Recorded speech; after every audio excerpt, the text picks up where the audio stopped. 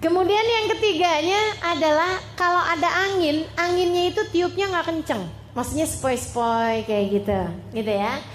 Itu salah satu dari ciri-cirinya Lailatul Qadar. Kemudian lagi yang terakhirnya malah justru kelihatan besok paginya. Dan ini sepakat.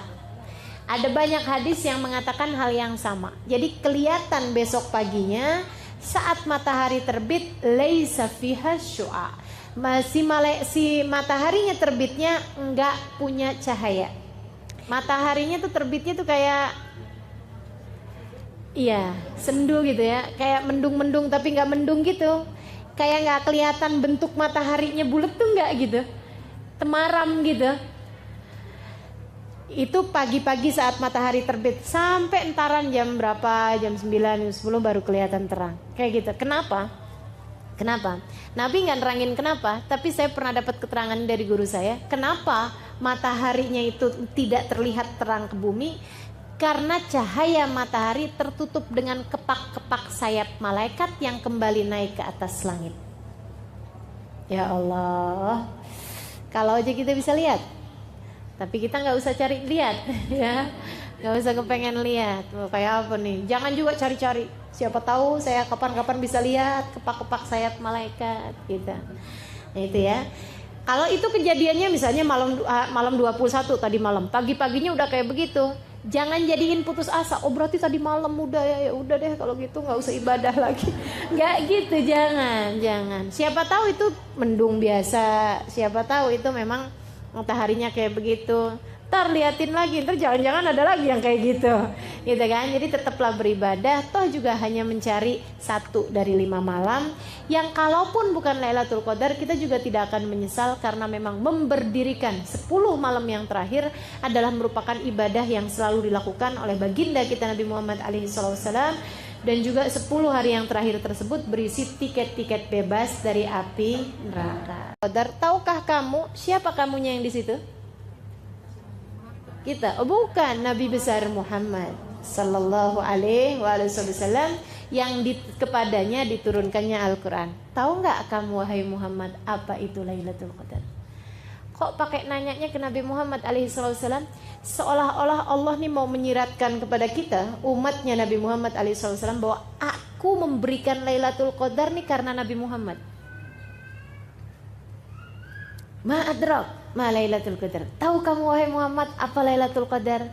Karena itu tuh urusan antara Allah sama Nabi Muhammad alaihi salatu wassalam.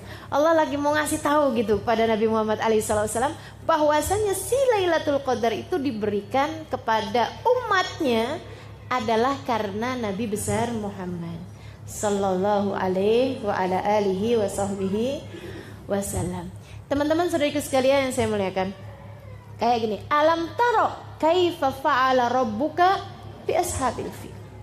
Alam taro, tahukah kamu wahai Muhammad apa yang Allah perlakukan, Tuhanmu perlakukan kepada ashabul fil? Itu Allah lagi mau ngasih tahu bahwa aku bikin Abroha, aku hancurkan dengan pasukan ababil, itu karena di tahun tersebut kamu mau lahir. Teman-teman, tahukah engkau bahwa kejadian Abroha diserang sama burung ababil waktu mau menghancurkan Ka'bah, itu kejadiannya hanya berselang sekitar 40 hari dari lahirnya Nabi Muhammad. Sehingga Nabi kalau ditanya kapan lahir, pada tahun gajah, di tahun yang sama, hanya selang berapa waktu aja gitu. Karena memang itu Allah SWT berikan kepada Nabi Muhammad SAW. Alam taro, apakah kamu tidak melihat? Karena memang hal itu diberikan oleh Allah SWT karena Nabi Muhammad SAW. Demikian pula dengan Lailatul Qadar. Ma'adrak ma Lailatul Qadar. Tahukah Muhammad apa itu Lailatul Qadar? Lailatul Qadri khairun min alfi syahr. Lailatul Qadar itu yang pertama lebih baik daripada 1000 bulan. Kenapa diberikan kepada Nabi Muhammad? Karena Nabi Muhammad yang minta, meskipun secara tersirat, tidak tersurat. Meskipun itu nggak langsung disampaikan sama Nabi, tapi Nabi meminta itu. Gara-garanya Nabi itu diceritain sama malaikat Jibril umat-umat yang terdahulu.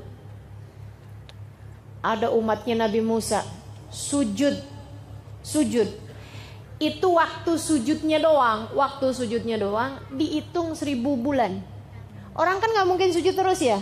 Ada pakai makan, kayak tidur, pakai kamar mandi, kayak ini itu segala macam. Waktu sujudnya doang dihitung tuh 1000 bulan. 1000 bulan 83 tahun. Nabi dengernya ya ampun.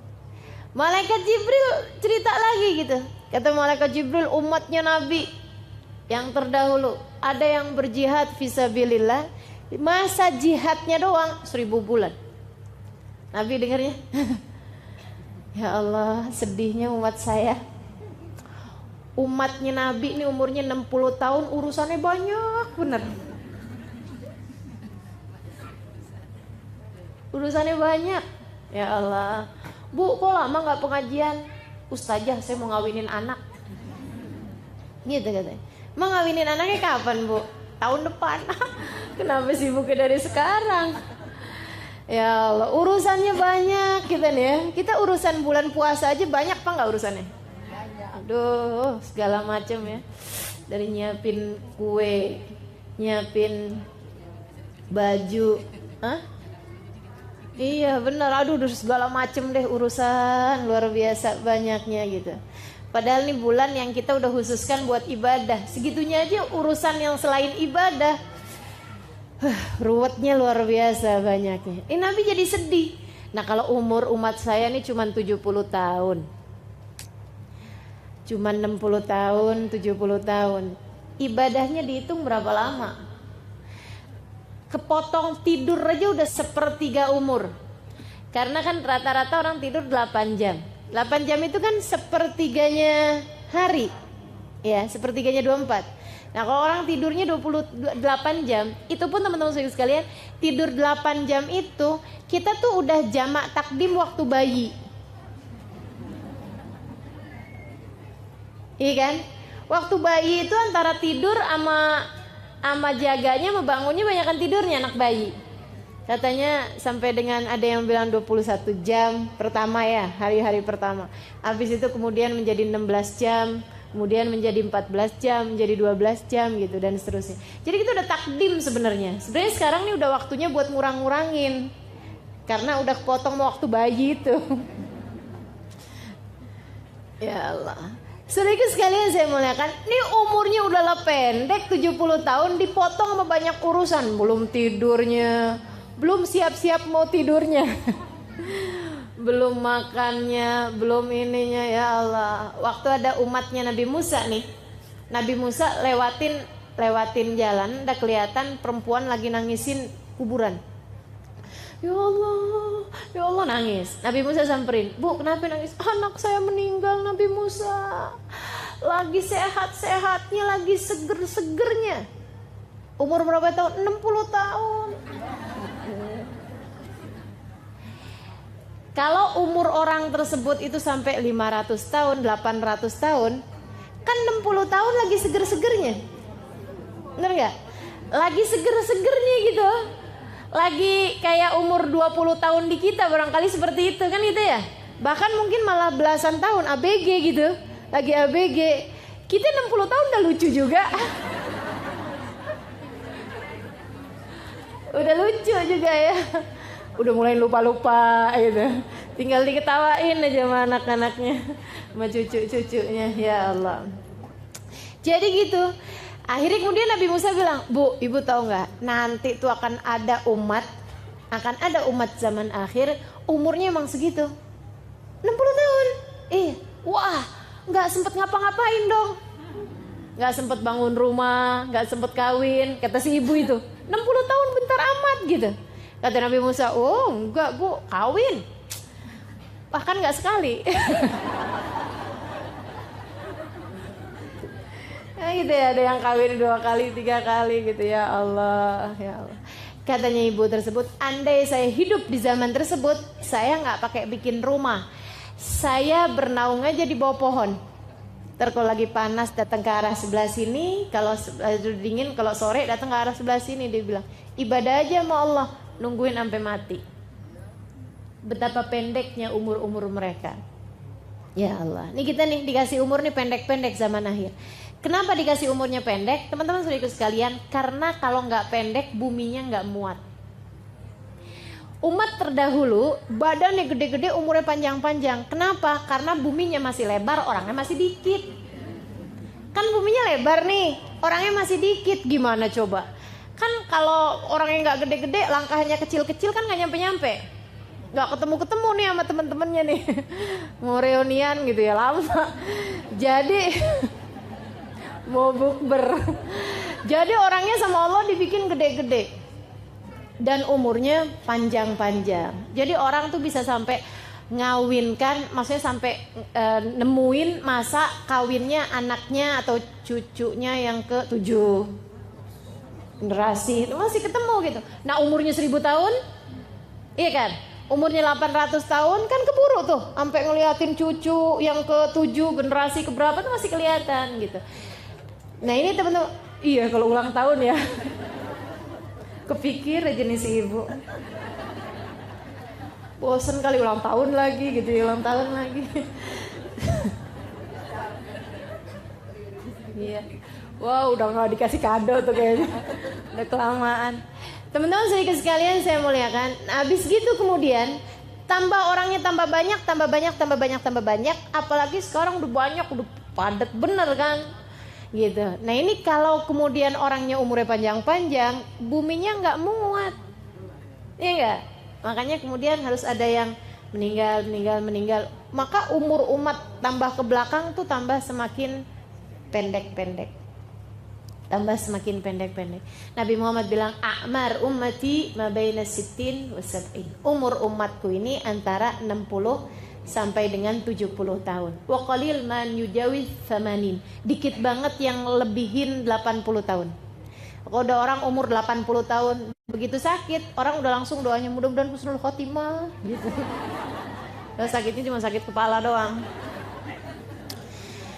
Inna anzalna fi lailatul qadr. Ma adrak ma lailatul qadr. Lailatul qadri khairun min alfi syahr. Nah karena Nabi ini diceritakan tentang amalan umat-umat yang terdahulu, ibadah-ibadah mereka yang panjang-panjang, karena memang waktu hidup mereka panjang, jadi Nabi merasa sedih gitu. Waduh, nah kalau kayak gini modelnya umat saya dapat apaan ya di akhirat gitu. Umat saya, waduh belakangan semuanya nih. Balasan-balasan Allah buat mereka nih yang kecil-kecil nih. Allah tuh teman-teman saudaraku sekalian gak bisa lihat Nabi Muhammad sedih. Nih ya, kalau orang taat kepada Allah Subhanahu wa ta'ala, Allah tuh bisa begitu. Allah tidak bisa melihatmu sedih kalau kita berada dalam jalan taat.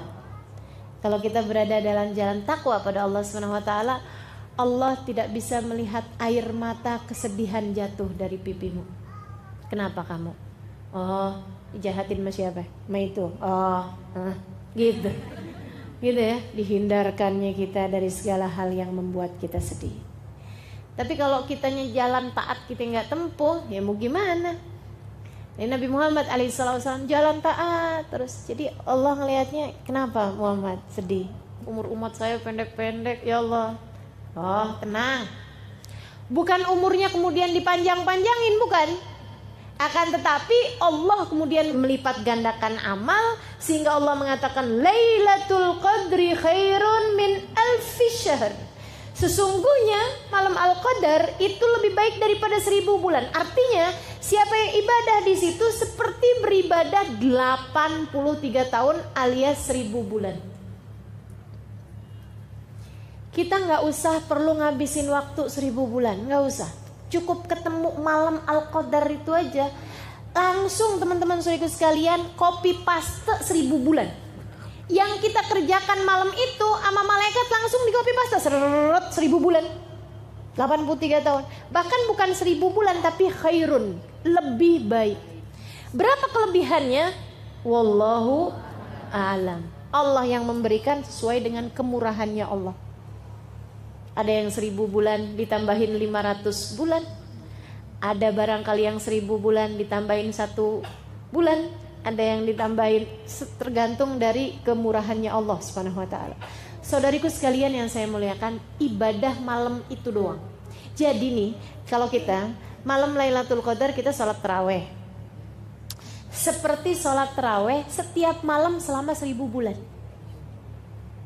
Jelas ya? Siapa yang baca Al-Quran dari jam 10 misalnya sampai dengan jam 12 malam, itu seperti membaca Al-Quran setiap jam 10 sampai jam 12 malam selama 1000 bulan, selama 83 tahun lebih. Kayak gitu. Langsung copy paste yang kita lakukan tersebut menjadi 1000 bulan. Makanya hati-hati, jangan sampai pas Lailatul Qadar kita lagi ngomel, di copy paste omelan semua, gak asik bener ya. Seperti ngomel 1000 bulan, gak asik. Ya Allah, ya Allah. Lailatul Qadar khairun min alfi syahr. Teman-teman, ini Lailatul Qadar buat siapa sih? Buat kita lah.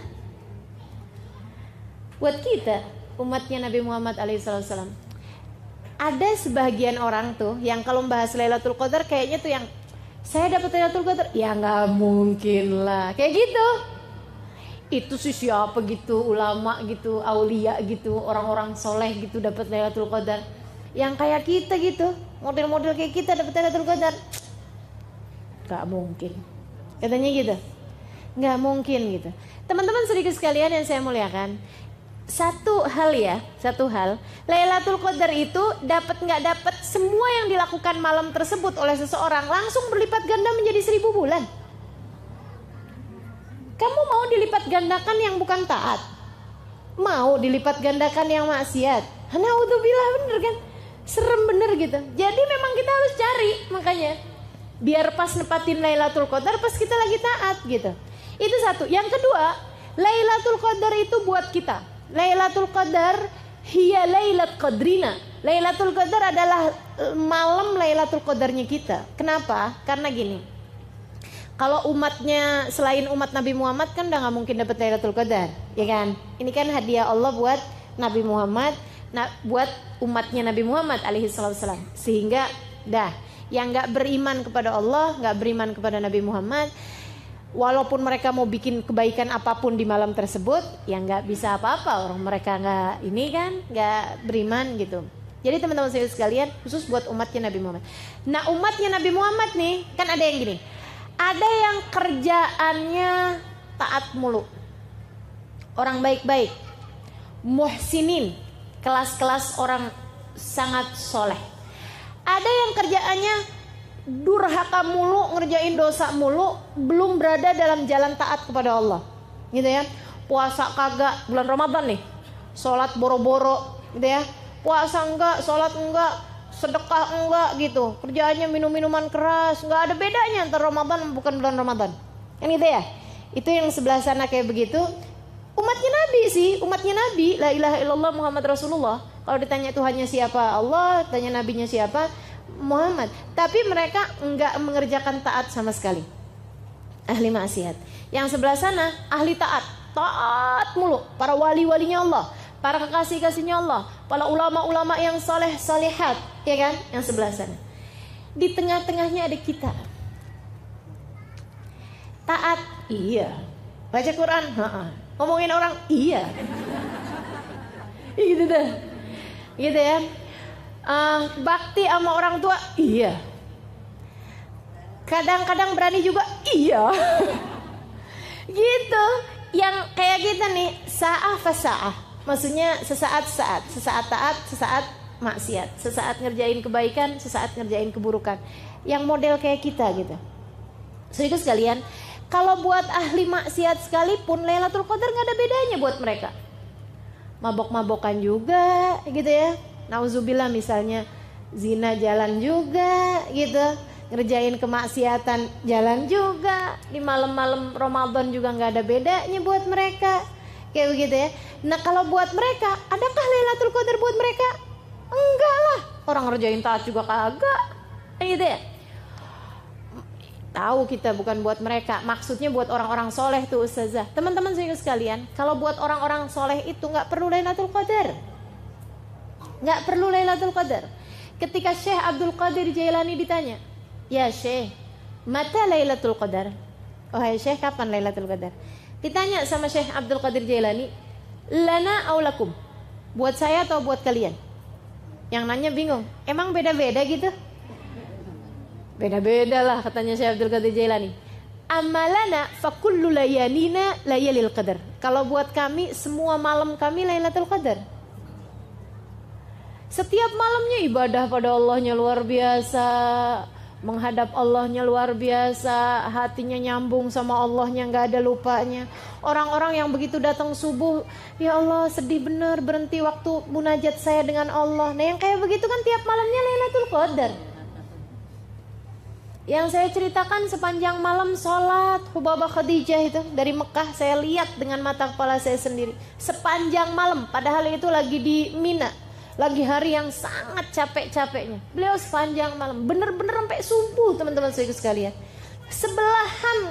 Sebelahan tempat tidur mas saya, jadi saya liatin sepanjang malam tersebut. Ya Allah, luar biasa benar.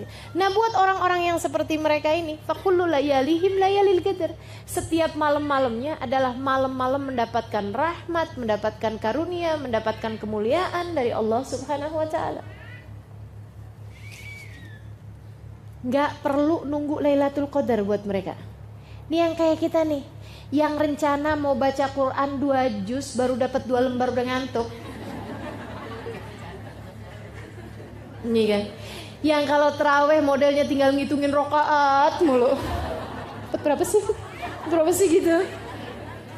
Yang kalau terawih nyarinya, kalau nggak yang paling dikit rokaatnya, kalau nggak yang paling cepet bacanya. Ini yang model-model kayak kita nih teman-teman perlu Lailatul Qadar. Istilah katanya nih ya, ini kayak semacam mall. Nih ceritanya nih.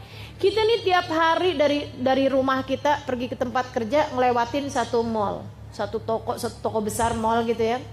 Kita tuh setiap lewat dari etalasenya tuh kita liatin barang-barang bagus-bagus bener. Tapi harganya gila. Andai kita lihat sendal, sepatu 10 juta. Gaji berapa bulan tuh ya? Kan gitu ya. Teman-teman sekalian, tiap hari kita lihat ya ampun tuh kerudungan kayaknya halus, bagus gitu ya. Tapi kita liatin harganya ya ampun. Gitu 500.000. Ya udah deh mendingan buat beli pampers. Punya anak kecil soalnya. Saya sekalian, jadi ini kita ngelihat barang-barang di situ bagus-bagus, cakep-cakep, tapi mahalnya naudzubillah. Gitu kan? Sehingga setiap lewatnya cuman kepengenan aja gitu. Satu hari mereka ada kasih tulisan big sale pada tanggal gitu ya, sekian, jam sekian sampai jam sekian. Misalnya tanggal 24 Juni, sehari sebelum lebaran gitu ya, 24 Juni. Jamnya jam 11 malam sampai dengan jam 11.30 malam. Setengah jam doang. Diskonnya teman-teman sekalian, yang asalnya harganya 10 juta menjadi 10.000. Kan saya cuman bilang ada tuh, susah nggak ada. Langsung nanya di mana Ustazah. Dasar perempuan ya. Teman-teman sih sekalian, yang asalnya harganya berapa gitu jadi berapa gitu. Murahnya tuh sampai turunnya 10 kali lipat. Turun harganya 10 kali lipat. Ini kita langsung akan yang, oh ya, hari itu saya ngapain? Oh, rencananya mau mudik, enggak jadi batal mudik.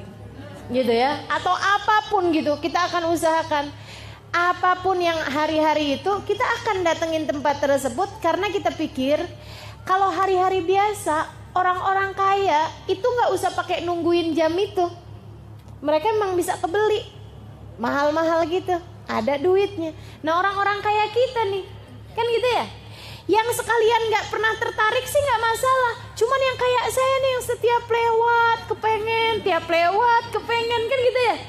Ya ampun, cuman itu kesempatannya, ngantri deh. Kalau perlu ngantri dari beberapa jam sebelumnya gitu ya. pokoknya yang penting bisa kebeli itu barang-barang. Nah itu teman-teman saudara sekalian, seperti itulah kira-kiranya Lailatul Qadar. Dilipat gandakan, bukan hanya menjadi berlipat ganda 1000 kali lipat, bukan, tapi seperti 1000 bulan. Jadi lipat ganda 1000 dikali lagi 30, karena kan isinya sebulan adalah 30 kali 1000 kali 30. Belum tertarik juga? Muslimkah Anda? Kan gitu jadinya. Mukminkah Anda? Umat Nabi Muhammadkah kamu? Kalau belum juga tertarik sama Lailatul, maka Lailatul Qadar adalah Lailat Qadrina, adalah Lailatul Qadarnya kita. Yang kayak kita mesti cari. Kasih-kasihnya Allah Subhanahu wa taala, mereka enggak perlu Lailatul Qadar untuk dapat rahmatnya Allah, untuk dapat kelipatan amal. Kan gitu ya. Kalau dibilangin seperti sholat 1000 rakaat, mereka mah nggak pakai seperti, teman-teman. Mereka sih emang ngerjain sholatnya 1000 rakaat. Nah kalau kayak kita kan perlu yang seperti. Bener gak? Yang kayak kita nih, sholatnya sih 10 rakaat, tapi seperti 1000 rakaat. Kan kita yang carinya kan yang begitu. Gitu. Nah itu Lailatul Qadar tuh seperti itu. Seperti beribadah 1000 bulan. Insya Allah. Lailatul Qadri khairun min alfi syahr. Itu aja belum. Tanazzalul malaikatu warruhu fiha. Pada malam tersebut turun. Tanazzalul malaikah ay tatanazzalul malaikah. Maksudnya turun daf'atan ba'da ukhra, rombongan demi rombongan malaikat. Nah yang disebut malam tuh dari kapan ke kapan sih? Jadi saya waktu kecil dulu punya anggapan bahwa Lailatul Qadar tuh kejadiannya beberapa menit di sebagian malam. Dulu saya pikir begitu. Pas Lailatul Qadar pas ada beberapa menit gitu terjadi Lailatul Qadar. Enggak gitu teman-teman. Lailatul Qadar itu dari maghrib sampai subuh. Itu Lailatul Qadar. Sebab yang namanya malam itu hitungannya adalah dari ghurubus syams, dari maghrib gitu ya, sampai ke tulu'ul fajr as-shadiq, sampai ke datangnya waktu subuh gitu. Yang kita nggak puasain tuh itu namanya malam. Tsumma atimmus syiyama ilal lail. Kemudian sempurnakanlah puasa kalian dari pagi itu, dari terbit fajar sampai ke malam. Kapan malam? Yaitu maghrib itu adalah waktunya malam sampai ke datangnya waktu subuh. Itu terjadi Lailatul Qadar sepanjang malam. Apa aja yang terjadi pada malam tersebut? Amal ibadah langsung berlipat ganda. Ditandainya dengan apa? Tanazzalul malaika. Tanazzal, turun rombongan demi rombongan para malaikat. Jadi dari awal maghrib tuh malaikat turun, malaikat turun, malaikat turun. Terus aja gitu sampai sayapnya malaikat, kepak-kepak sayap malaikat, kabarnya susun-susun dari langit bumi ini sampai ke batasan yang tidak ada habisnya. Sayyidina Ali meriwayatkan dari hadisnya Nabi Muhammad alaihissalam, katanya Nabi, malaikat itu sampai yadur baina sufufil muslimin, sampai desek-desekan, jumlahnya malaikat itu sampai desek-desekan di antara sof-sofnya orang Islam. Jadi ini kalau ada sholat tarawih pas malam Lailatul Qadar, yang hadir 1000 orangnya, malaikatnya bisa 3000, 5000 gitu, sampai desek-desekan malaikatnya menghadiri sholat tersebut. Bukan mau sholat, bukan, cuman mau hadirin, menyaksikan orang-orang yang sholat. Seorang ulama mengatakan, di salah satu kitab tafsir mengatakan bahwasanya jumlahnya malaikat yang diturunkan Allah pada malam tersebut lebih daripada jumlahnya kerikil di atas muka bumi ini. Ka'adadil hasa, seperti jumlahnya kerikil yang ada di atas muka bumi ini. Berapa banyak? Waduh, banyaknya luar biasa. Tanazzalul malaikatu. Wah, mereka jadi saksi siapa aja yang ibadah pada malam tersebut. Jadi kalau di malam itu ni min kulli amrin kata Allah. Waruh dan malaikat Jibril ikutan turun juga. Ada juga yang mengatakan ruh itu nama malaikat, ada nama malaikat namanya malaikat ar-ruh. Gitu ya. Banyakan pendapat sih mengatakan bahwa ar-ruh yang dimaksud di situ adalah malaikat Jibril. Malaikat Jibril turun juga fiha pada malam tersebut biidzni rabbihim, dengan perintah dari Tuhan mereka, dengan perintah dari Allah Subhanahu wa taala, min kulli amrin, menyelesaikan urusan mereka. Urusan mereka menjadi saksi-saksi ibadahnya kita di atas muka bumi. Teman-teman saudaraku sekalian, saya kalau ingat ini nih mikirnya gini, ya Allah, Allah tuh ya bikin Lailatul Qadar udah sampai serepot itu. Maksudnya sampai sesibuk itu, sampai sepenting itu, gitu ya. Kalau kemudian kitanya cuman nonton TV, ini kan kayaknya ya Allah, aku udah turunin sampai segala malaikat buat jadi saksi kamu ngerjain kayak beginian. Kitanya tidur, nggak ada apa-apanya, nggak ada gerak sama sekali. Maksudnya nggak kepikiran hal-hal yang berbau kebaikan, gitu ya. Kan rasanya kan kayak ngenes bener. Nanti kalau dibuka tayangannya nih kita di akhirat, oh ya Allah nyeselnya. Aduh tuh coba aja tuh. Jangan sampai terjadi yang seperti itu. Mari pergunakan Ramadan yang kali ini, jangan sampai kelewatan. Dari di saat terjadi Lailatul Qadar, kita sedang berada dalam taat pada Allah Subhanahu wa taala. Saudaraku sekalian, berlipat ganda 1000 bulan. Itu ya. Kemudian yang berikutnya lagi adalah ibadah kita disaksikan oleh ribuan malaikat. Yang mana malaikat tersebut akan memintakan ampun dosa-dosa kita. Ketika kita lagi istighfar, diistighfarin sama malaikat. Ketika kita lagi mohon ampun, dimohon ampunkan sama mereka. Maksudnya dimintakan ampunan kepada Allah. Ketika kita sedang meminta hajat-hajat kita, diaminkan doa-doa kita oleh mereka. Para malaikat-malaikatnya Allah yang jumlahnya sangat banyak tersebut itu. Min kulli amrin, untuk menyelesaikan urusan-urusan mereka, menjadi saksi-saksi Allah di atas muka bumi. Karenanya siapa yang malam tersebut kemudian baca istighfar, diaminkan oleh para malaikat, dimohonkan ampun oleh para malaikat, kata Nabi Muhammad SAW, man qama lailatul qadar ghafarallahu lahu ma taqaddam min dhanbi.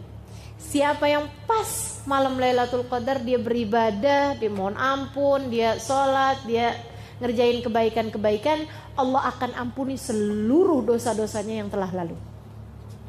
Jadi nggak nunggu sebulan penuh, nggak. Dapat Lailatul Qadar 1 itu doang, udah kelar urusannya.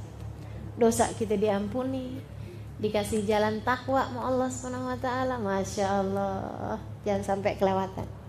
Min kulli amrin. Nah, malaikat Jibril dalam salah satu keterangan dari guru saya, beliau mengatakan bahwasanya malaikat Jibril ini yusafih, yusallim man adrak Lailatul Qadar, akan menyalami orang-orang yang dapat Lailatul Qadar. Selamat kamu dapat Lailatul Qadar, selamat kamu dapat Lailatul Qadar, selamat seluruh dosamu diampuni oleh Allah, selamat seluruh dosamu diampuni sama Allah, kayak gitu. Nyalamin orang-orang yang dapat Lailatul Qadar.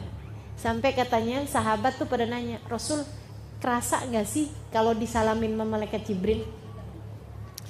Ini pertanyaan mewakili kita nih. Jangan sampai pas nanti Lailatul Qadar, karena kita gak berasa misalnya gitu ya, jadinya kita gak tahu gitu kalau kita lagi disalamin. Atau kalau memang gak berasa, ya jangan sampai kita coba ngerasain, ya kan? Kayaknya malaikat Jibril lagi datang. Merinding. Ya Allah. Gak ada teman-teman kita mah kalau merinding bukan urusan yang kayak begitu-begituan, bukan. Lain gitu rasanya gitu. Gak ada gitu, belum jadi ahli batin ya yang bisa ngerasain yang begitu. Mudah-mudahan sama Allah dikasih entah kapan waktunya bisa ngerasain yang rasa-rasa yang begitu. Tapi nggak usah cari-cari, maksudnya nggak usah cari-cari di malam-malam ini rasa nih kayaknya lagi disentuh nih dada saya sama malaikat Jibril, nggak usah. Sebab katanya Nabi Muhammad nggak berasa, walakin yajid burdahu hattus sabah, dia akan merasakan ketenangan hatinya sampai dengan esok harinya. Gitu ya. Tanazzalul malaikatu warruhu fiha biidzni rabbihim min kulli amrin salamun. Kebahagiaan, kedamaian, rahmat, karunia Allah berikan di atas muka bumi.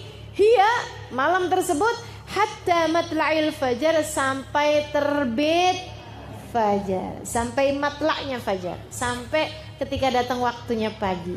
Sehingga sekalian, kapan dong kejadiannya nih Lailatul Qadar? Udah nggak sabaran rasanya ya, kita mau dapetin nih Lailatul Qadar nih dengan segala apapun yang dijanjikan. Sehingga sekalian, Nabi waktu ditanya jawabnya pernah macem-macem. Bahkan Nabi bilang, Nabi sih ada secara umumnya bilang kayak begini, carilah di setengah terakhir dari Ramadan, carilah di malam ganjil terakhir di Ramadan, malam ganjil setengah terakhir di bulan Ramadan. Jadi 15, 17, 19, 21, 23, 25, 27, 29. Teman-teman sekalian, ada lagi hadis yang mengatakan, katanya Nabi Muhammad, carilah, ini ada seorang sahabat saya lupa namanya, dia nanya kemudian, dia bilang, ya Rasulullah, kapan sih Lailatul Qadar? Kata Nabi Muhammad, di bulan Ramadan. Dia nanya lagi, kapan Rasulullah Lailatul Qadar? Maksudnya pengen lebih spesifik gitu ya. Kata Nabi Muhammad, di 10 terakhir Lailatul Qadar, di ganjil 10 terakhir Lailatul Qadar. Dan jangan nanya lagi, kata Nabi Muhammad, 10 Ramadan terakhir gitu ya, 10 Ramadan terakhir tapi malam ganjilnya. Terus dia nanya lagi, Rasul kapan sih Lailatul Qadar? Biar lebih enak gitu ya nyarinya. Kata Nabi Muhammad, carilah di 7 hari terakhir dari malam Ramadan. Gitu. Tapi ada hadis juga yang waktu Nabi Muhammad ditanya, kata Nabi Muhammad, dia malam 17. Ada juga yang mengatakan dia malam 27. Dan Nabi gitu. Ada juga yang mengatakan dia malam 29. At-tasi'ah wa 20 gitu.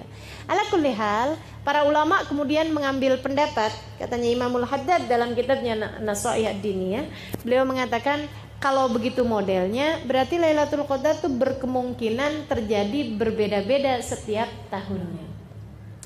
Mungkin di malam itu yang Nabi Muhammad ditanya malam 17, kan gitu ya. Mungkin sudahnya itu Nabi Muhammad tanya malam 27.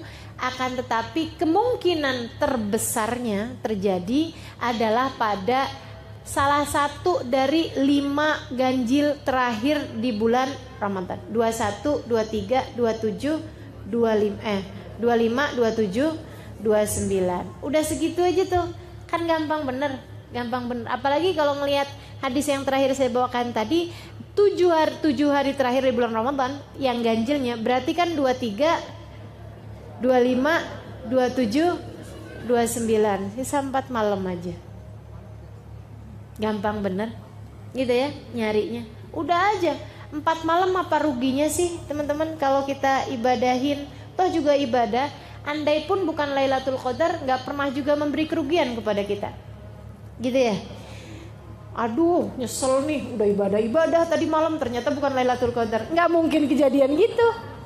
Yang ada kejadiannya, ya ampun jadi Lailatul Qadar tuh, ya Allah nyeselnya. Kan gitu yang ada. Gitu ya. Jadi teman-teman hanya nyari 1 dari 5. Itu kan berarti perbandingannya hanya 20%. Sangat besar kemungkinannya.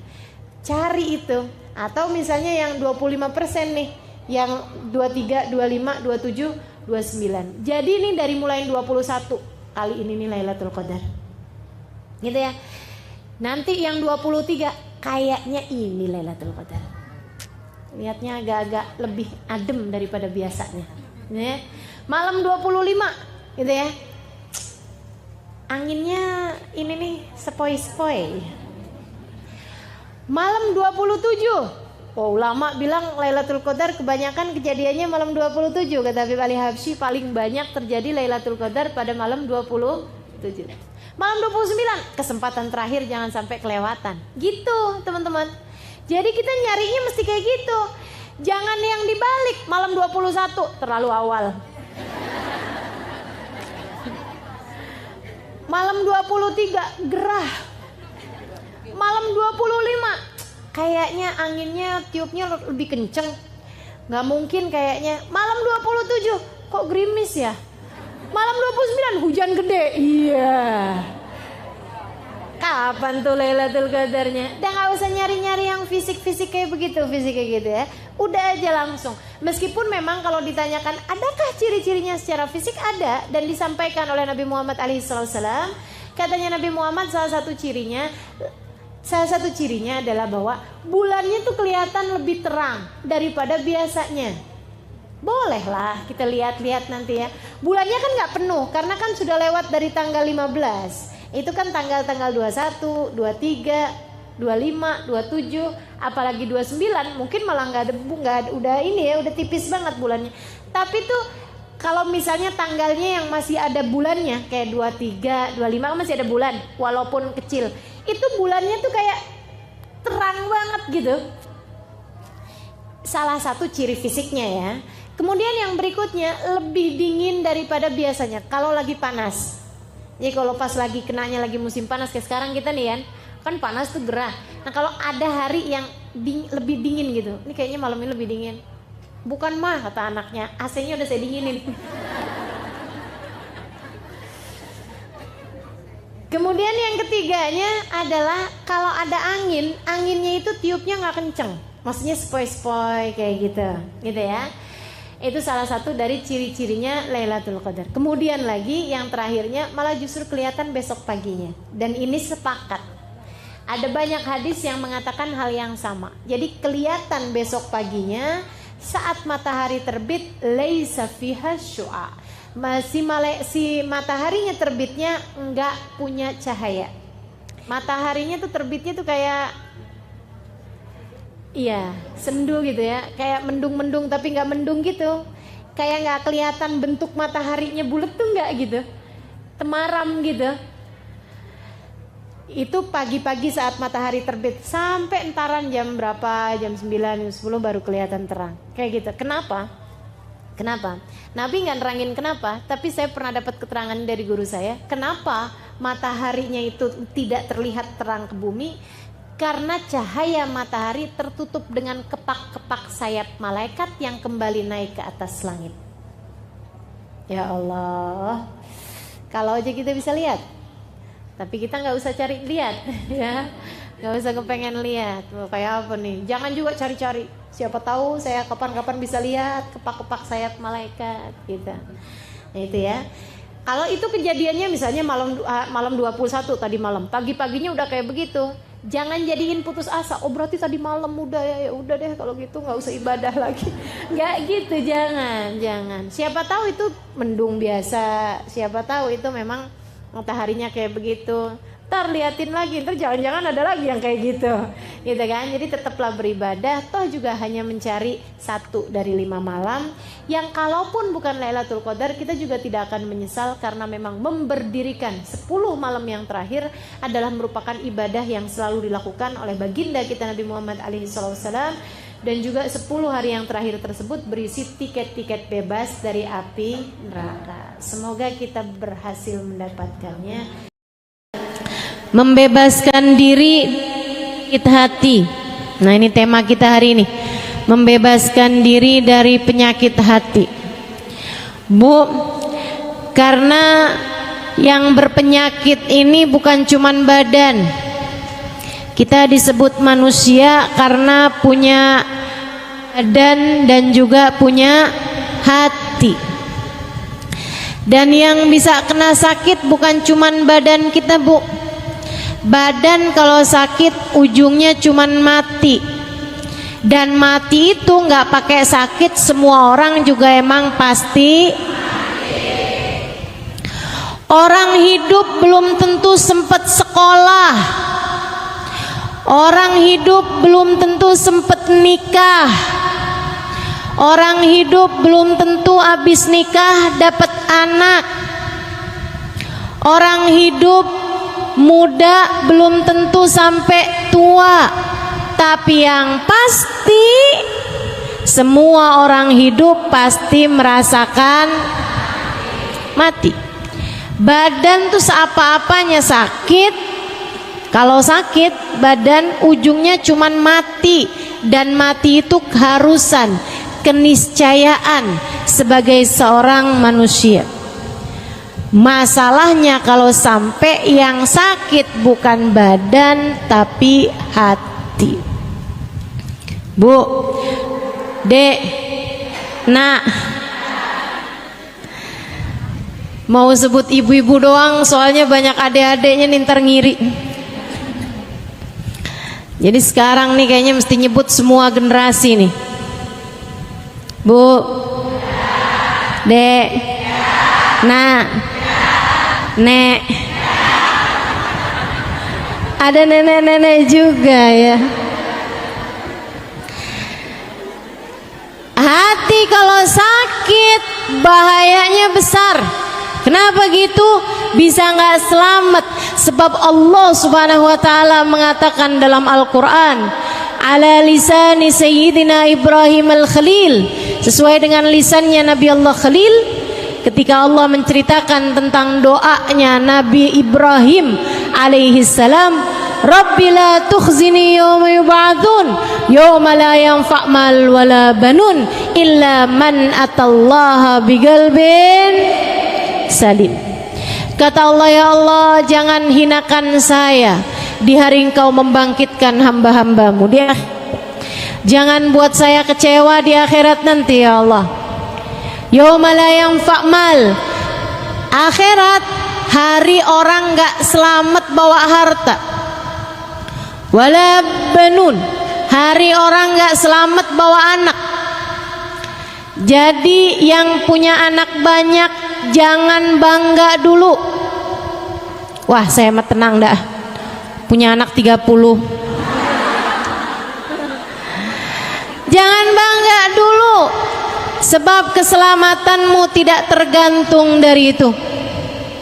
Yauma la yanfa' mal wala banun. Lantas yang selamat orang yang datang bawa apa? Illa man atallah biqalbin salim. Yang selamat adalah orang yang datang pada Allah dengan bawa hati. Hati yang selamat, hati yang bagus, hati yang pantas, hati yang bercahaya. Pemilik-pemilik hati yang bercahaya inilah yang kelak di hari akhirat akan hidup dalam keadaan nikmat. Kalau kamu kepengen hidupmu senang, kelak di hari akhirat nanti, akan kalau kamu pengen hidup kamu dari sejak di dunia dikaruniai kehidupan yang baik, kehidupan yang bahagia, kehidupan yang terarah, kehidupan yang solehah, pastikan kamu punya modalnya hati yang selamat. Selamat dari apa? Selamat dari kotoran-kotorannya. Selamat dari penyakit-penyakitnya. Selamat dari kegelapan-kegelapannya. Apa kotorannya hati? Kotorannya hati adalah dosa. Kata Nabi Muhammad alaihi salatu wassalam, idza adnabal abd nakat fi qalbihi nuqtah sauda fa in istaghfar wa taba musih wa illa. Kata Nabi Muhammad, seseorang apabila mengerjakan dosa maka tertorehlah di lantai hatinya, di ruang hatinya satu titik hitam. Kalau dia bertaubat, dia beristighfar, dia mohon ampun kembali kepada Allah, dihapus titik hitamnya. Kalau enggak, titik hitam terus ada. Bikin dosa lagi, titik hitam lagi. Bikin dosa lagi, titik hitam lagi, sampai hatinya penuh dengan kotoran-kotorannya, hingga hatinya menjadi gelap, tak lagi bercahaya. Nanti kalau hati udah banyak kotoran-kotorannya, hatinya jadi berpenyakit. Penyakitnya hati apa aja? Banyak. Imamul Haddad dalam kitabnya menyebutkan penyakit-penyakit hati paling berbahaya. Kata beliau, salah satu dari penyakit hati paling berbahaya namanya kibir, kesombongan. Kesombongan ini merupakan penyakit hati yang sangat berbahaya. Lawannya sombong adalah tawadhu. Sombong merasa diri lebih baik daripada orang lain. Saya sih duduk di belakang, tapi nih ya, kalau orang tahu siapa saya, pasti saya bakal didudukin di depan.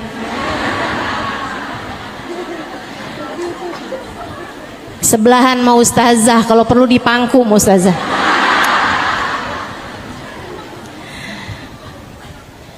Nah ini nih, merasa diri lebih baik gitu. Ada orang yang duduk di depan tapi merasa dirinya tidak lebih baik daripada yang duduk di belakang. Nah itu mestinya emang kayak gitu. Yang berbahaya, udahlah dia duduknya di belakang, maju-maju, pengen duduknya paling depan, pakai dorong-dorong orang. Ada yang begitu? Mana orangnya? Ada yang ngacung di belakang. Insyaallah. Hati-hati sama sifat namanya kesombongan. Kesombongan merasa diri lebih baik daripada orang lain. Ngelihat orang yang lebih tua, ya ampun tuh orang pasti dosanya udah banyak. Saya dong mudaan, dosa saya nggak segitu banyaknya dibandingkan dengan dia. Ngelihat yang masih muda, ya ampun dia mah sholatnya belum banyak, ibadahnya belum banyak. Saya dong udah berapa kali lewatin Ramadan.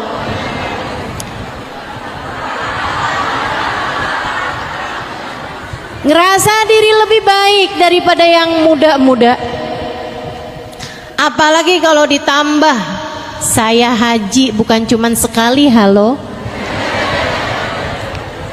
Jadi panggilannya udah bukan hajjah lagi tapi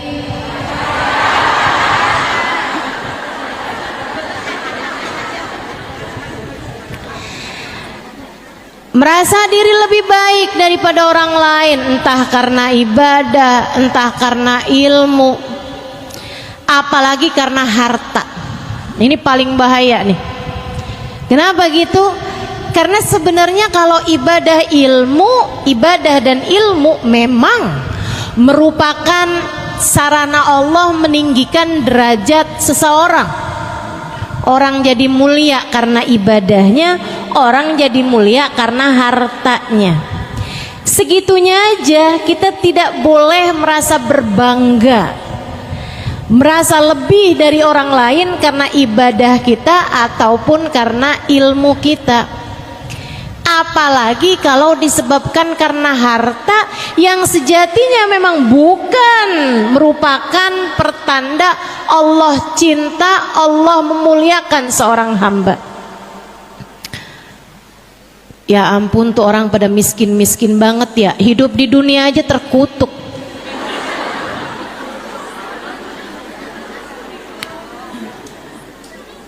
Ya ampun, hina banget sih tuh orang-orang pada buat makan aja susah. Duh, baru di dunia aja udah ditunjukin ya siapa orang mulia, maksudnya dia, dan siapa orang yang hina. Innalillahi. Kalau kamu dengan harta kekayaanmu merasa lebih mulia daripada mereka yang miskin, bisa jadi kalau kamu hidup di zamannya Nabi Musa, kamu akan menganggap Fir'aun lebih mulia daripada Nabi Musa, karena Fir'aun jauh lebih kaya daripada Nabi Musa. Hati-hati. Kalau kamu hidup di zamannya Nabi Muhammad, bisa jadi kamu akan menganggap Abu Lahab, Abu Jahal lebih mulia daripada Nabi Muhammad, karena memang secara harta kekayaan Abu Lahab, Abu Jahal lebih kaya daripada baginda kita Nabi besar Muhammad. Nyatanya tidak demikian. Ngelihat orang pinter, tuh orang ya ilmunya mah banyak tapi ngomongnya doang. Ustazah tuh hafal hadis berapa banyak tapi bisa ngomongnya doang. Prakteknya mah kurang. Ada aja. Tahu dari mana? Pasang CCTV apa di rumah ustazahnya? Pasang di CCTV apa di rumah kiainya, di rumah ustadznya? Tidak tahukah kamu 2 rakaat dari orang alim lebih Allah sukai daripada 200 rakaat daripada orang awam? Hati-hati, jangan pernah berkata hal-hal yang tidak baik kepada orang-orang yang berilmu, apalagi jika dia adalah orang yang menyampaikan ilmu sebagai ulama-ulama Allah Subhanahu wa taala. Ngelihat orang alim aja bisa begitu, apalagi kalau dia ngelihat orang bodoh gitu. Ya, ini nih yang katanya Nabi calon penghuni neraka, kebanyakan orang bodoh nih dia nih. Ibadah kagak ngerti, sholat nggak paham, nih dia nih calon-calon penghuni neraka. Terus kamu ngelihat dirimu calon penghuni surga gitu. Hati-hati sama kesombongan, teman-teman seriku sekalian. Ngelihat orang lebih tua, dia merasa diri lebih baik. Ngelihat yang lebih muda, dia merasa lebih baik. Melihat yang miskin, dia merasa lebih baik. Ngelihat orang yang kaya, apalagi kaya bener ya, ngepet di mana nih ya?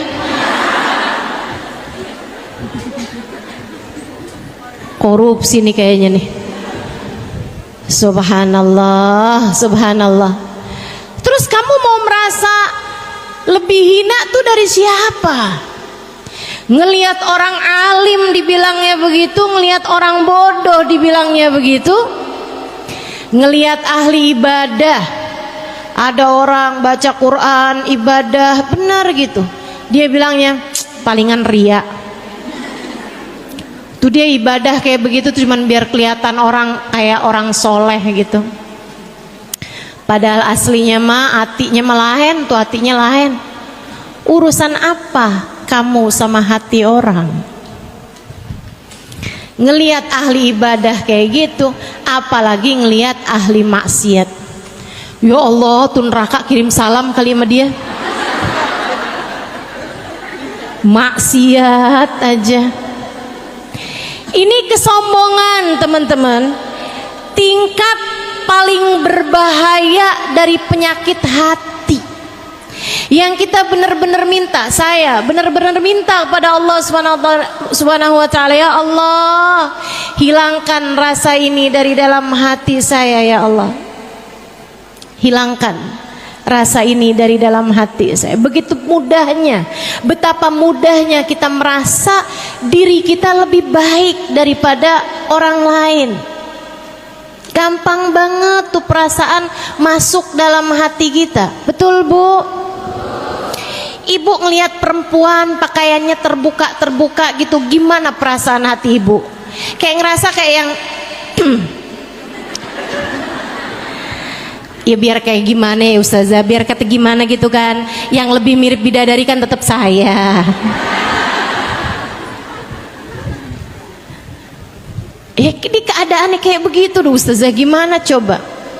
Nih Bu, saya kasih tahu gimana caranya berpikir agar melihat orang lain selalu memungkinkanmu untuk melihat dia lebih baik daripada dirimu. Bu, Allah tidak pernah memberi jaminan padamu atas surgamu. Siapa di antara kita? Siapa di antara kita yang udah datang malaikat Jibril ngasih tahu, dah tenang, kamu masuk surga udah pasti? Ada? Siapa di antara kita yang pernah bermimpi Nabi Muhammad Kemudian Nabi Muhammad berkata, tenanglah, kamu ada di belakangku. Siapa? Siapa di antara kita yang sudah mendapatkan jaminan bahwa kelak nanti saat melewati jembatan kakimu akan ditetapkan Allah hingga tidak tergelincir dan masuk ke dalam surga Allah tanpa hisab, tanpa azab? Siapa di antara kita yang bahkan dapat memastikan di saat ajal datang menjemputnya dia mati dalam husnul khatimah? Siapa di antaramu yang bisa memastikan dirimu mendapatkan kemuliaan semacam itu? Bukankah kamu, saya, kita semua adalah orang-orang yang berada dalam keraguan, apakah kiranya Allah ridho kepada kita ataukah Allah murka kepada kita? Bukankah selagi belum ruh keluar dan melihat tempat kembali kita adalah surga, bukankah selama waktu itu kita masih belum nyata keadaan kita, kita masih belum jelas keadaan kita, akankah ditetapkan dalam jalan taat ataukah kita diusir dari rahmat Allah Subhanahu wa taala dan dibiarkan dalam keadaan maksiat? Siapa di antara kita yang bisa memastikan bahwa di saat ajal datang menjemputnya, yang keluar dari lisannya adalah kalimat La ilaha illallah? Siapa di antara kita yang dapat memastikannya? Saya, kamu, kita semua sama-sama mahkumin, sama-sama yang diberi putusan. Hakim tertingginya hanya satu, namanya Allah, yang telah mengatakan tentang dirinya, alaihissallahu biahkamil. Bukankah Allah adalah hakim yang seadil-adilnya? Bu, Dek, Allah tuh nggak pernah wajib memasukkan kita ke dalam surga. Ini saya serem sih kalau lihat ini. Serem saya kalau ingat ini. Allah nggak pernah wajib memasukkan Halimah Ali terus dalam surga. Dan Allah bisa, kuasa untuk memasukkan saya ke dalam neraka. Sama, kamu juga gitu. Allah tidak wajib memasukkanmu ke dalam surga. Allah bisa, kuasa memasukkanmu ke dalam neraka dan membuatmu menderita sehabis-habisnya atau bahkan selama-lamanya. Bisa apa kamu? Bisa apa kita? Kalau Allah menetapkan kita sebagai orang-orang yang dihabis-habiskan oleh Allah Subhanahu wa taala dalam siksanya, bisa apa kita? Sebagaimana manusia, orang-orang lain yang kamu lihat dia sekarang berbuat maksiat, yang kamu lihat saat ini berbuat dosa, meninggalkan ibadah, pakaiannya terbuka atau apapun aja dari jenis kesalahan yang kamu lihat ada dalam diri mereka, bisa saja jika Allah kemudian memasukkan mereka ke dalam surga, apa bisanya kamu? Kalau Allah mau memasukkan dia ke dalam surga, kamu bisa apa? Kalau Allah memasukkan dia ke dalam surga, kamu bisa apa? Tuh yang kamu lihat, perempuan yang tiap malam dianterin sama orang laki-laki yang beda-beda. Kamu bilang, ih murahan sekali. Bisa jadi kalau Allah ingin memasukkannya ke dalam surga, kamu bisa apa? Terus yang kamu lihat dirimu itu udah sholat, udah ibadah, kalau Allah nggak mau memasukkanmu ke dalam surga, kamu bisa apa?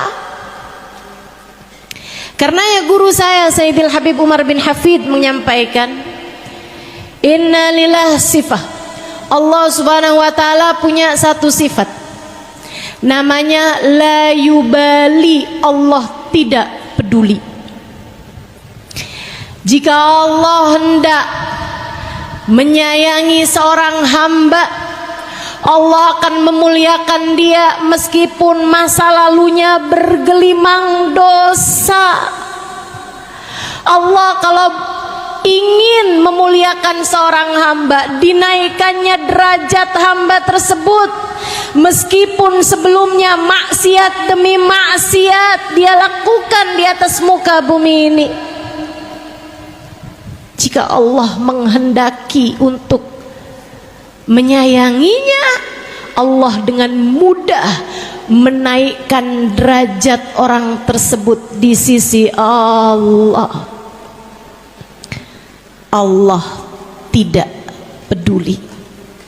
Pun demikian, kamu udah tahajud, kamu udah ibadah, kamu udah ngerjain taat, kalau Allah murka kepadamu, Allah nggak peduli sama apa yang sudah kamu lakukan selama ini.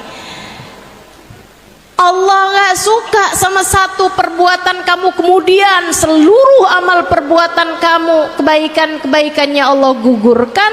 Allah tidak peduli itu. Makanya hati-hati sama sifat sombong. Tiap kali ngerasa diri, saya dong, tanyakan pada dirimu, memang siapa saya? Saya hanyalah seorang hamba yang jika Allah berkenan, jika Allah menghendaki melemparkan saya ke dalam neraka, saya tak akan mampu berbuat apa-apa. Jika Allah menghendaki untuk memurkai saya tidak dapat berbuat apa-apa. Allah tidak peduli kamu mau anak siapa kek. Allah nggak peduli kamu mau sekolahnya di mana kek. Allah nggak peduli mau kamu udah bolak-balik pergi haji umroh kek. Kalau Allah nggak suka, kamu bisa bilang apa? Allah murka, kita bisa bilang apa? Terus ingat-ingat itu dalam hatimu. Terus sampaikan itu dalam jiwamu. Mudah-mudahan dapat jadi obat dari kesombongan kita selama ini. Insya Allah. Teman-teman saudariku sekalian yang saya muliakan, dulu ada satu Hawari. Hawari itu kayak sahabat buat Nabi Muhammad. Ini punyanya Sayyidina Isa bin Maryam, Nabi Allah Isa. Jadi kalau orang dekat sama Nabi Muhammad, beriman kepada Nabi, namanya kan sahabat Nabi. Kalau sahabatnya Nabi Isa namanya Hawari. Yang Allah ceritakan dalam Al-Quran, qalal hawariyuna nahnu ansarullah, itu ya, Hawari. Ada Hawari, jadi Hawari sahabatnya Nabi Isa, dekat sama Nabi Isa, sampai sama Allah karena dia dekat sama Nabi Isa, senang khidmat, senang taat sama Nabi Isa. Allah kasih kemuliaan. Kalau dia jalan ada awan naungin dia. Ini teman-teman, kamu kalau dengar kemuliaan semacam ini, jangan pernah doa minta dikasih kayak begitu. Nggak, ini saya serius, jangan ketawa. Saya serius nih ya. Kalau kamu dengar ada orang bisa tahu isi hati manusia, kamu jangan, ya Allah kasih dong saya kayak gitu ya Allah. Jangan. Kenapa gitu? Nah kamu tuh nggak ada awan naungin di atas kamu aja, kamu bisa sombong. Gimana kalau jalan kemana-mana dinaungin awan? Kamu nggak tahu isi hati orang aja, kamu gampang mau suudzon sama orang lain. Gimana kalau kamu dikasih lihat isi hati orang? Makanya kalau saya sih, saya doa minta sama Allah, ya Allah jangan sampaikan kepada saya selain kebaikan orang-orang ya Allah. Karena saya cukup sulit untuk menjaga hati agar tetap husnudzon, berbaik sangka. Jauh lebih mudah bagi saya agar tidak mendengar keburukan-keburukan tentang orang lain disampaikan kepada saya. Yang buruk-buruk dari orang jangan sampai dan nyampe ke telinga saya. Saudaraku sekalian yang saya muliakan, Hawari ini, sahabat Nabi Isa ini, kemana jalan awan naungin di atas dia. Satu hari dia lagi jalan di sebuah perkampungan, kemudian di ujung perkampungan tersebut ada gurun pasir. Saat melewati itu, dia sambil awan naungin di atasnya, dan dia jalan dalam keadaan terhormat, bajunya putih, pecinya putih, mukanya bercahaya, asar dari ibadah, asar dari zikir, bekas-bekas zikir kelihatan, bekas-bekas wudhu kelihatan dari wajahnya, dari tubuhnya, cahaya ibadah. Dia lagi jalan seperti itu, dia ngelewatin orang baru habis mabuk. Ini diceritakan Imam Ghazali, kalau saya nggak salah ingat ada di Minhajul Abidin. Dia pun ketika ngelewatin orang ini, orang mabuk, baru habis mabuk, kayak malam-malam tuh mabuk, terus tergeletak gitu aja di jalan, badannya kotor, bau mulutnya busuk, mukanya kotor, badannya bau, dia dalam keadaan terhina di tanah. Orang ini ketika lewat, dia menjauh, bukan karena takut dipukul, orang mabok kan namanya mabok ya enggak gitu, tapi dia ngelihatnya, ih ahli maksiat, ih neraka nih orang ini nih, ahli maksiat bener-bener nih, ih jangan sampai dosa-dosa dia ntar nularin saya nih kan ahli taat, jalan deket-deket, jangan deket-deket nih, ntar saya kecipratan nih, kecipratan dosanya, kecipratan maksiatnya. Dia pun jalan agak jauh-jauhan gitu dari orang tersebut, menghindar. Si orang mabuk tadi ini, dia kebangun gitu kan beberapa saat sebelum orang tadi lewat. Dia liatin dirinya, pusing kepalanya, bau badannya, lapar perutnya, pada sakit semua. Dia kemudian mikir, hidup gak enak banget ya. Emang nih kalau maksiat sama Allah nih kayak gini nih, hidupnya gak enak. Gara-gara jauh dari Allah nih kali ini ya, gak enak banget hidup saya nih, kotor, terhina, lapar. Gak lama dia lihat orang tadi lewat di samping dia tuh. Dia bilang, tuh ahli taat, mukanya berseri-seri, badannya bersih, jalan dalam keadaan terhormat, awan pula naungin di atas dia. Enaknya jadi ahli taat kepada Allah.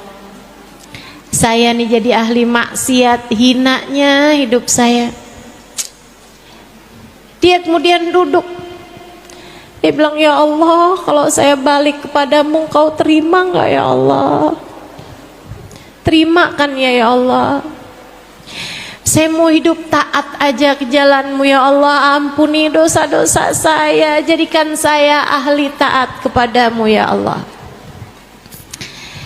Dia kemudian berdiri, saya pengen ibadah kepadamu ya Allah. Dia mikir ibadah apa yang paling dekat. Ya udah dah, dia menapaki tapakan-tapakan orang soleh yang ada di hadapan dia. Dia ikutin jalannya, dipas-pasin sama dia langkahannya orang tersebut. Ya Allah, sebagaimana Engkau telah menjadikan orang itu soleh yang ada di hadapan saya juga minta dong ya Allah, dijadikan orang soleh seperti dia ya Allah. Sebagaimana Engkau memandangnya dengan pandangan penuh keridhaan-Mu ya Allah, pandang saya juga dengan pandangan keridhaan-Mu ya Allah. Muliain saya ya Allah, dunia akhirat, dosa-dosa saya ya Allah. Dia jalan ngikutin langkahannya orang soleh tadi, Hawari tadi itu. Si Hawari noleh ke belakang, nggak, ngapain dia ngikutin saya? Ih, dia ngikutin saya nih kan, ntar saya ketularan sama dosa-dosanya, ntar saya jadi akhirnya jadi orang kayak dia juga. Ih, amit-amit, amit-amit. Ngapain situ orang ngikutin saya? Dia terus mempercepat langkahnya. Fa'awallahu ila Nabi Allah Isa bin Maryam. Allah memberi wahyu kepada Nabi Isa bin Maryam. Gak lama sudah beberapa perjalanan, berapa ratus meter perjalanan, ada Nabi Isa menunggu mereka berdua. Kata Nabi Isa, Allah telah mewahyukan kepada saya, kamu wahai peminum ahli maksiat, akan tetapi kamu datang pada Allah dengan bertaubat dan hatimu bersih, sehingga kamu bisa memikirkan kebaikan orang yang ada di hadapan kamu. Kamu berharap mendapatkan berkah dari Hawari sahabatku ini. Allah mengatakan bahwasanya Allah telah mengampuni seluruh dosa-dosamu itu. Nabi Isa kemudian bilang pada sahabatnya, dan kamu bahkan awan menaungimu setiap kali kamu berjalan, tapi hati kamu tidak mampu kamu jaga dari kesombongan. Kamu merasa diri lebih baik dari laki-laki pemabuk ini, padahal dia telah kembali ke jalan Allah. Allah telah mewahyukan kepadaku bahwasanya Allah telah menggugurkan semua kebaikan-kebaikan dan pahala-pahala kamu. Sekarang kamu sama dia sama-sama berada di titik nol. Mulailah langkah perjalanan menuju Allah. Sejak Nabi Isa bilang kayak begitu, awannya pindah ke pemabuk yang tadi ada di sampingnya. Allah, Bu, nggak peduli. Allah nggak peduli. Allah nggak peduli. Ada orang ahli maksiat kayak gimana, Allah mau tinggiin, Allah nggak peduli. Allah, Bu, makanya jangan pernah gampang-gampang menghakimi siapapun. Kamu kalau pingin menghakimi, hakimilah dirimu sendiri, introspeksilah dirimu sendiri, fahamilah bahwa sampai dengan umur setua ini Allah belum memberikan jaminan apa-apa mengenai akhirat kita. Maka bukankah sebaiknya yang sedang diuji ini berhati-hati? Hati-hati, terutama dalam urusan menjaga hati. Itu penyakit hati berbahaya, namanya kesombongan. Ada lagi disebut oleh Imam Al-Haddad dalam kitabnya Adab Sulukil Murid, penyakit hati yang juga nggak kalah berbahayanya, namanya hasad. Apa itu hasad? Iri dengki. Apa tuh iri dengki? Nih gampangannya, seneng lihat orang lain susah, susah lihat orang lain seneng. Itu hasud. Dan ini juga, jangan kamu ngerasa saya emang nggak punya, aman, saya mah bebas, nggak ada, saya sih nggak pernah iri sama orang lain, nggak pernah iri sama orang lain. Tapi tetangga sebelah ninggiin bangunan, dia naik darah, nggak hasut dari mana? Tetangganya beli mobil, dianya dijemput ambulan.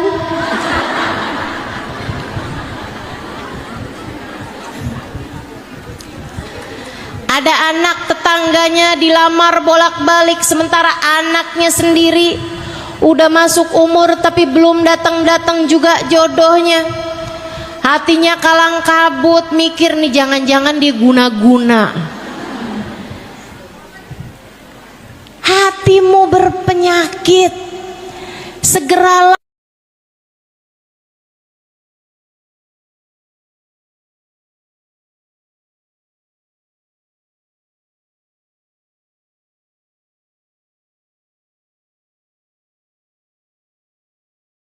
orang lain dapat,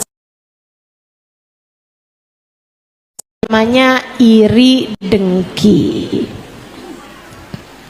Kalau ada orang lain dapat senang, ikut senang aja juga. Kalau ada orang lain dapat susah, ikut susah juga aja. Kenapa? Sebab kata Nabi Muhammad, badan kita ini satu.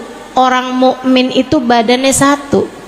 Kalau ada orang mukmin sakit, orang mukmin lainnya akan ikut merasakan kesakitannya.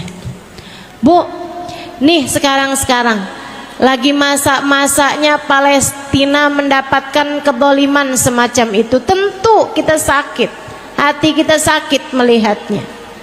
Tapi jangan yang jauh-jauh kamu sayangin, yang deket-deket pas giliran dapat kesusahan, ya emang dia mah kayak gitu tuh orangnya. Ada tetangga perempuan kecelakaan, ketabrakan mobil, dia mah kayak gitu, emang nggak nurut melakinya, pantes. Yang jauh-jauh dapat kemalangan bisa kamu sayangin, kenapa yang di dekat-dekat kamu malah kamu syukurin? Hatimu jangan biarkan ia dipenuhi dengan hasad, dengan rasa iri dan dengki. Mudah-mudahan Allah selamatkan kita semuanya. Tapi gimana ya Ustazah, ada tuh orang yang hati saya tuh kayak nggak pernah biasa aja gitu. Kalau yang lain sih nggak apa-apa nih, tapi kalau sama dia tuh emang kayaknya dianya juga emang suka kayak gitu sama saya Ustazah. Jadi saya juga akhirnya kayak gitu sama dia juga tuh. Saya pokoknya kalau dia dapat kesenangan saya kesel aja gitu. Kesel aja saya Ustazah. Gimana cara ngobatinnya? Kamu harus tahu dulu bahwa itu sesuatu hal yang sangat merusak agamamu. Al-hasad haliqatuddin. Kata Nabi Muhammad, sifat hasad itu adalah pencukur agama. Kayak rambut nih gondrong, kena cukur langsung botak. Iman kamu, agama kamu kayak begitu. Katanya Nabi Muhammad dalam hadis yang lain, al-hasad ya'kulul hasanat kama ya'kulun narul hatab. Hasud makanin kebaikan kayak api memakan kayu bakar. Kamu ibadah sehari, kena hasud sekali, habis ibadahmu sehari itu. Bahkan kadang-kadang ibadah seminggu, habis kena hasud sekali. Kadang-kadang ibadah sebulan, habis kena hasud sekali. Bahkan kadang-kadang ibadah setahun, habis kena hasud sekali. Bahkan kadang-kadang ibadah seumur hidup, habis sama sekali karena termakan oleh rasa hasud yang menggerogoti dalam hati seseorang. Hati-hati sama sifat hasud. Jangan hasud. Sama-sama belajarnya, tapi yang ini sukses, yang kamu kurang sukses, ya nggak apa-apa. Sama